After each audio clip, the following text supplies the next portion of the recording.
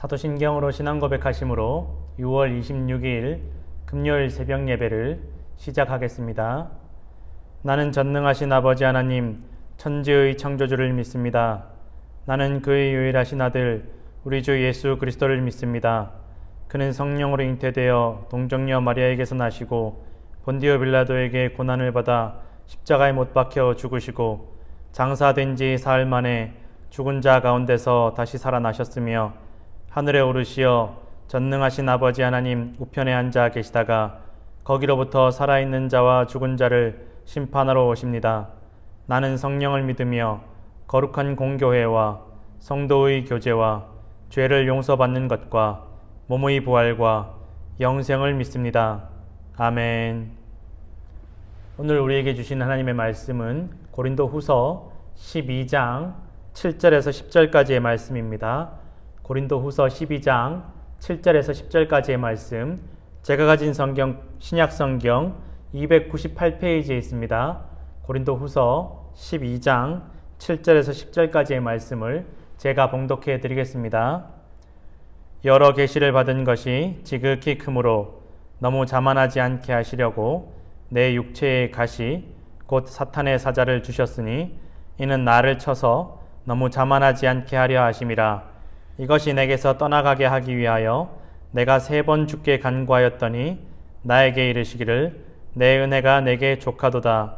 이는 내 능력이 약한 데서 온전하여짐이라 하신지라. 그러므로 도리어 크게 기뻐함으로 나의 여러 약한 것들에 대하여 자랑하리니 이는 그리스도의 능력이 내게 머물게 하려 함이라.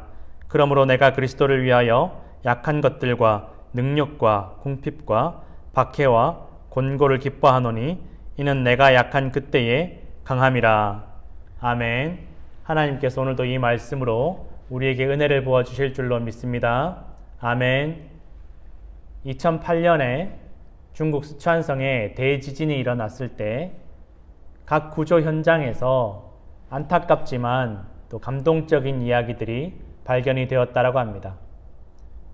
그래서 어떤 구조 현장에서는 한 어머니가 어린 아이를 구하기 위해서 포대기로 아이를 감싼 채로 흙더미에 깔려서 숨져 있는 것이 발견이 되었고, 그러나 그 어머니가 포대기로 감싸 안고 있던 그 아이는 살아났다라는 이야기가 있습니다.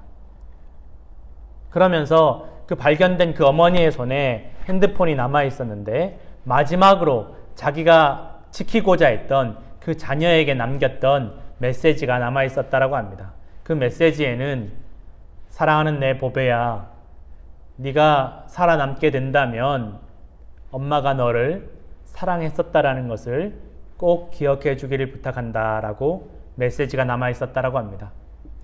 어쩌면 이 어머니는 자신의 어린 아이가 자라면서 엄마 없이 자라는 그러한 상처를 안고 살아가야 되는 것이 아닐지, 죽는 순간에도 걱정하면서 죽은 것이 아닐까라는 생각을 해보게 되었습니다. 마지막 자신의 생명이 다하는 그 순간에도 이 자녀가 앞으로 살아갈 날을 걱정하는 것이 이 어머니의 마음이었으리라고 믿습니다. 그리고 또 한 구조 현장에서는 한 어머니가 마지막까지 이 자녀에게 젖을 물린 채로 무너진 건물 더미에서 발견이 되었고, 이 어머니는 사망했지만 이 젖을 물고 있던 이 자녀만큼은 살아있었음이 발견되었습니다.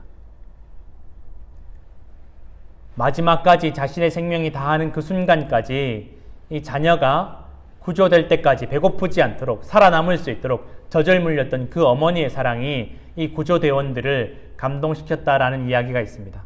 그 자녀 또한 살았습니다. 그리고 마지막 어떤 구조 현장에서는 한 젊은 부부가 3살짜리 딸을 구하기 위해서 서로 끌어안은 채로 그 자녀를 가운데 두고 무너지는 콘크리트 더미로 온몸으로 맞으면서 뼈가 다 으스러진 채로 발견이 된 그런 구조 현장이 있다라고 합니다. 그 젊은 부부의 그 부모의 바람대로 이 3살짜리 딸아이는 상처 없이 무사하게 구조가 되었다라는 것입니다.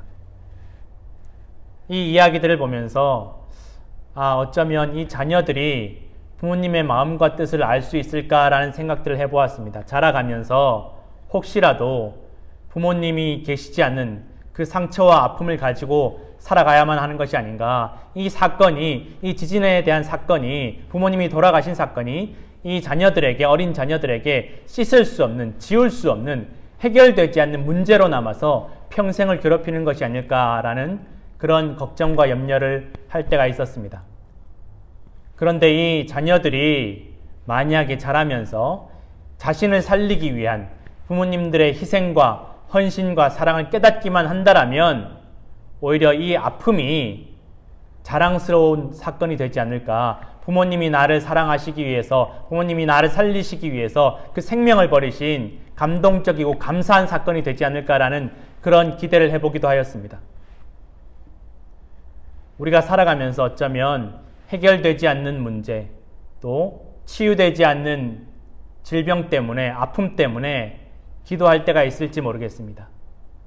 기도해도 해결되지 않고, 그러면서 낙심되는 마음이 찾아오고 절망하는 마음이 찾아오고 그 상처와 아픔이 끊임없이 이어지는 고통 가운데 몸부림치게 만드는 그러한 흔적이 될 수도 있을 거라는 생각들을 해봅니다.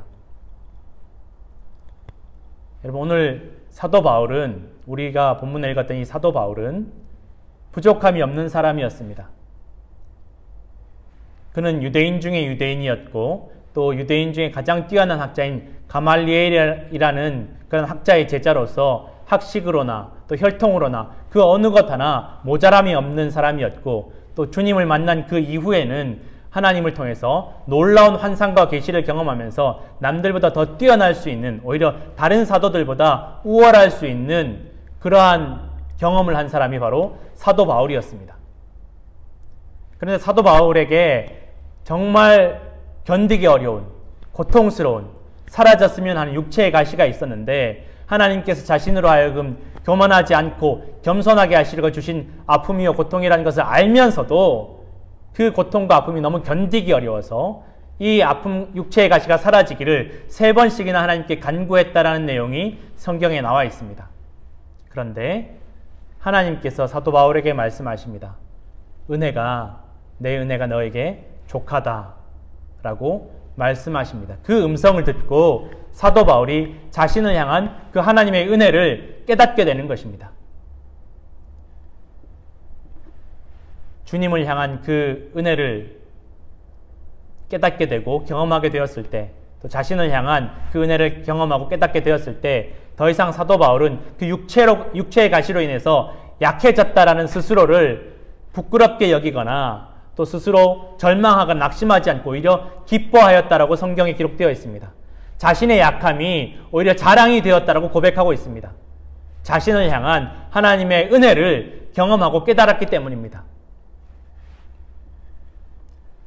우리가 살아가면서 해결되지 않는 문제들 가운데, 또 치유되지 않는 상처들 가운데, 그러나 그 가운데 우리를 향하신 하나님의 음성을 듣고 또 하나님의 은혜와 사랑을 깨닫고 경험하게 되면 더 이상 그 아픔과 상처는 해결되지 않는 문제가 아니라 자랑스러움이 또한 감사가 됨을 믿으시기를 부탁드립니다. 우리가 고난 가운데 있을 때, 어려움 가운데 있을 때 우리를 향하신 하나님의 뜻을 구하고 깨닫고 경험하는 우리 성도들 되시기를 간절히 부탁드립니다. 이 어려움 가운데 또 내가 기도해도 해결되지 않은 문제들이 있다면 하나님께서 이 문제를 통해서 나에게 어떤 말씀을 해주시려고 하시는지, 나를 향하신 뜻이 어디에 있는지 간절히 구하는, 기도로 의지하는, 또한 그로 말미암아 하나님의 음성을 듣고 또 하나님의 은혜를 깨닫게 되는 우리 모든 성도들 되셔서 이 어려움을 넉넉히 감당하며 이겨내시는 우리 귀한 성도들 되시기를 간절히 소원합니다. 함께 기도하겠습니다.